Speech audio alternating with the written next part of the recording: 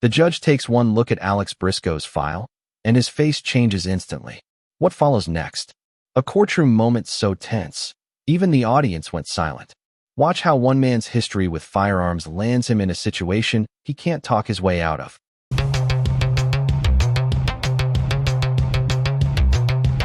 Alex Brisco, please. Alex Brisco. Who's your attorney? Is it Langston Adams? Where'd he go? He was here. What is this all about? Something about GPS. Oh, you can't afford the GPS? Is that what it is? I've looked at this. I'm just going to tell you, Mr. Brisco, GPS is the least of your problems. I'm looking at this file, and I looked at I don't want you to say anything. I'm going to do all the talking. So you accused of using and exhibiting a deadly weapon, namely a handgun, to commit this assault, where apparently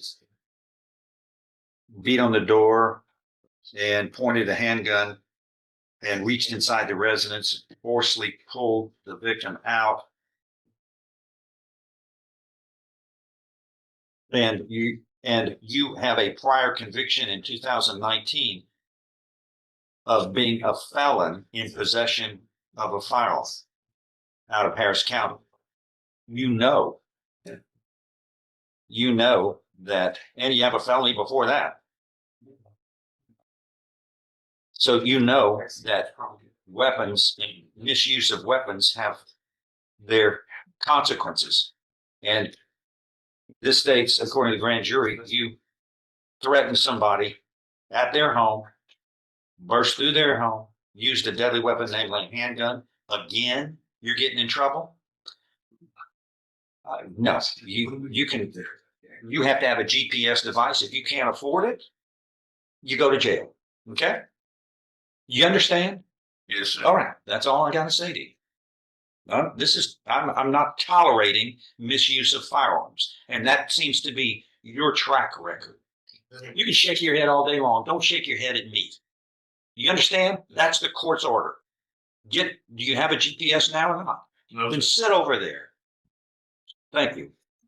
You're not leaving until we know that the community can be safe when you're walking about misusing firearms. Shame on you. Tell Mr. Adams that we're here. There's a hearing, and I'm going to place his client in jail because he doesn't have a GPS device.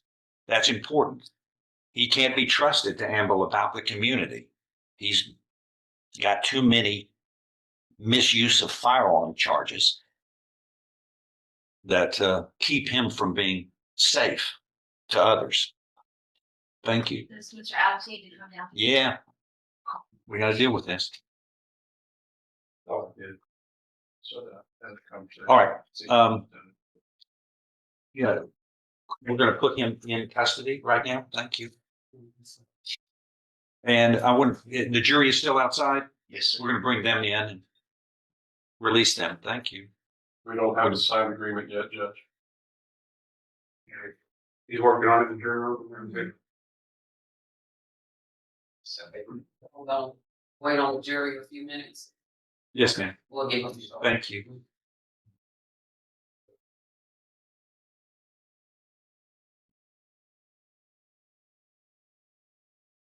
Yeah. Let's take up Mr. Brisco real quick here.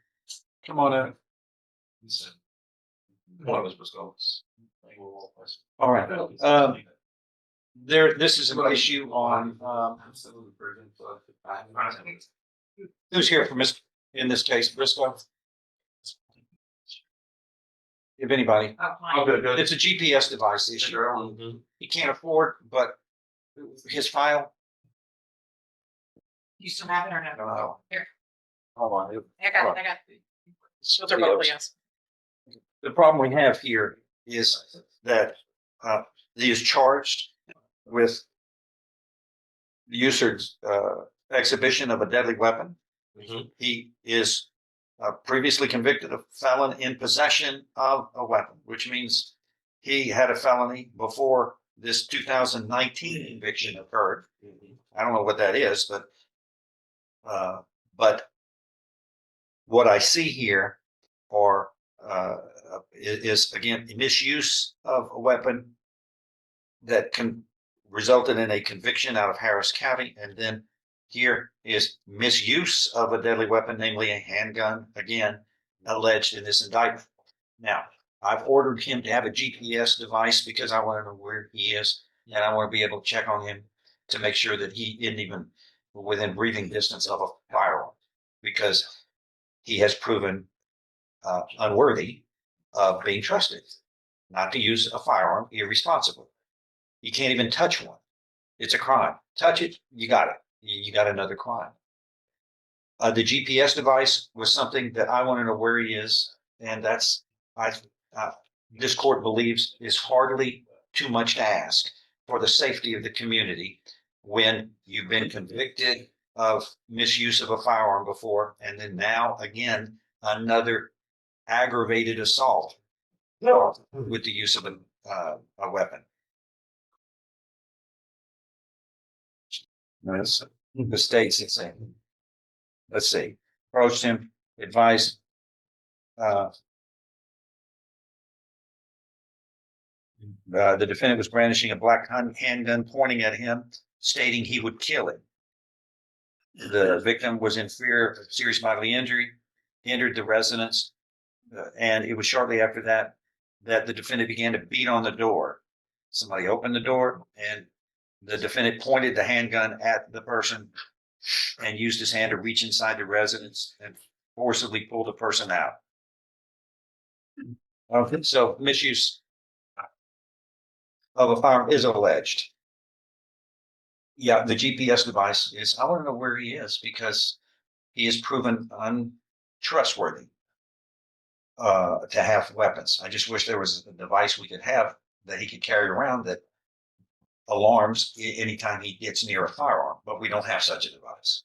So I want to know where he is because I'm going to think if there's misuse of a firearm around town, my first instinct is to think Alex must be up to something. So yeah, you've got to have a GPS device, and you're going to have to stay at home unless you go to work, go to the doctor, go to get food, the necessities to and from your home in the most direct route possible. That's hardly a lot to ask for when you have a criminal history like this, sir. We're going to keep the community safe as best I can from people who are irresponsible, especially with the misuse of firearms. It's hardly something hard to ask of anybody, but you're going to have to meet the obligation if you want to stay out on a bond. So that's that issue. And until he can get a GPS device, he's going to be in custody. So what are we going to do about it? You can't do it. You can't get one, right? I really don't. I gotta put my child out be 24 hours home, 24 hours because he ain't got anyone to call. So I'm already in the house every day anyway. That's why it's always, you have obligations on the outside. That's why it's a good deal not to get a criminal charge. And especially when you've got a prior conviction of misuse of a firearm, and here we are, aggravated assault with a deadly weapon. You're looking at, in this case, if all of this is true, you're looking at up to life in prison. You understand? It's a second-degree felony enhanced to a first-degree felony because of a prior conviction. So you're looking at no less than 5 nor more than life imprisonment. You see, it's serious. So this court is certainly going to treat it this way. But what do? I asked Mr. Adams to come here to talk to you about your options here, and you need to talk to him about anything. This was kind of a surprise, but I don't want him to leave without getting some advice from you. You take whatever time you need, talk to him about his options and what can happen if you, number one, fail on your bond conditions, it will be revoked. And number two, if you can't afford a GPS, it's just an obligation you have to have. You put yourself in a position where I want to know where you are at all times. If somebody's seen with a firearm, I want to know where you are to see if it was you or not, because you have a track record of misuse of a firearm. We're going to do all we can to keep this county safe as best we can from irresponsible use of firearms. Judge, I think that possible help up to this situation is that, to my understanding from talking to him, the initial fee is $300 and they go $200 every month on the GPS. If the court would be willing to waive the fees for the GPS, then he can keep the GPS on him. And he's saying that he can't afford that initial $300 payment, and then he can't afford the $200 payment each month. Well, here's the problem. I've just said it, and I'm funny about it. I open the door for one. I open the door for everybody. Everybody's going to be in the gym, and then who's going to pay for all the GPS device? The GPS has to have. The taxpayers aren't going to pay. It's the obligation of the defendant. But that's what I do. Just like what happened earlier, that door just got open, and we're going to be doing. I'll treat people that way, and I'm going to treat him and others the same way. But I'm not. It's a bar you have to jump over. That's why I advise don't commit crimes of violence or threaten violence with firearms, and then we wouldn't have to deal with this. Sorry, and you got your prior conviction. What was his prior felony that resulted in this Harris County conviction that caused this felon in possession? It was What was your first felony conviction? possession of control system. Oh, possession of control. Where? What county? It was discount. Jefferson. Okay. Is that what they used in the indictment here in Harris County as your prior conviction, the illegal possession of a controlled substance? Okay. All right. Anybody else want to say anything? No. Did you want to talk to him while you got him here about it? Okay, let me go into the jury room. Well, we can do it. Okay. Let me get with Then I want to go with the Leo's case here. All right, come on.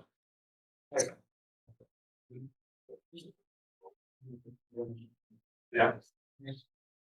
As the judge orders Alex back into custody, one thing becomes clear. The system has no mercy left for repeat offenders. What do you think? Was this justice served or too harsh? Let us know below, and hit subscribe to catch more real courtroom moments where every word could change a life.